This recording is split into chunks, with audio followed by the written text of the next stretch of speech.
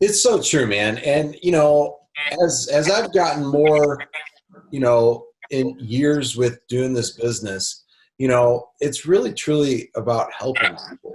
And we do stuff where we help people in tax delinquency. We help people with this same strategy that you are. You're obviously doing a lot more than we are, but it's like at the end of the day, are you helping somebody?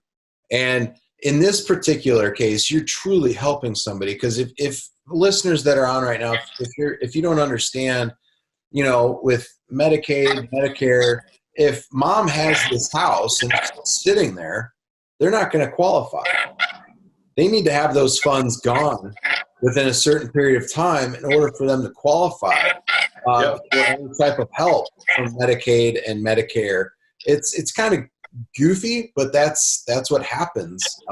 Because if they realize, oh, well, Joanne's got this house free and clear, and according to the tax assessor, it's worth $200,000.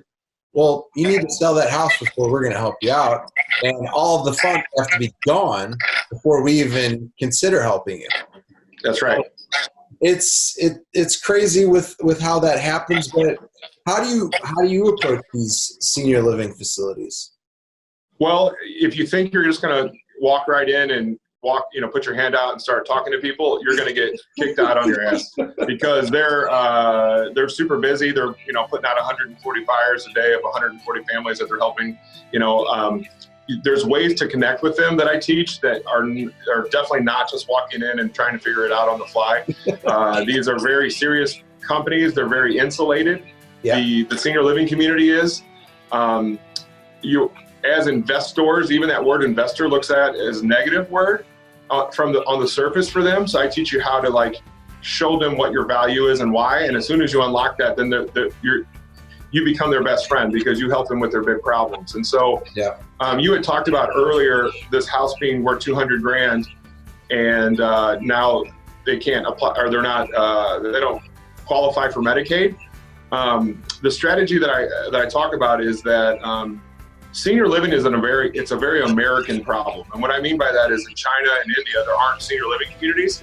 It's very much an American thing for us to put our seniors into senior living. And the reason why I bring that up is that they want you to be destitute before Medicaid kicks in, right? And so when Americans, these adult children bring mom, and when I say adult children, we're talking about 60-year-olds helping 80-year-olds, right? So these adult children are in their 60s.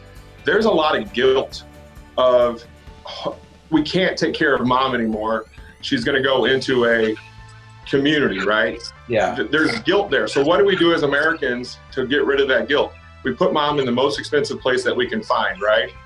And so in Missouri, the average there's private pay, and then there's Medicaid communities, Jason, right? There's two different ones. Right. And they're very, very different. Very different. The guilt side of us, we want to put mom in the best, right? So if they sell the house right away and they can pay 1 year of private pay, a lot of these communities will let mom stay there post 1 year after that $200,000 is gone and live out the rest of her days in that better community. So you better believe what we do is super important for the family and the mom to get the best care, even if it's just to make themselves feel better that they put mom in the most expensive one. Right. So that's a big deal. I mean, to do that. That house, some Americans have a lot of money, but most Americans don't, and all their equity is tied up in that house.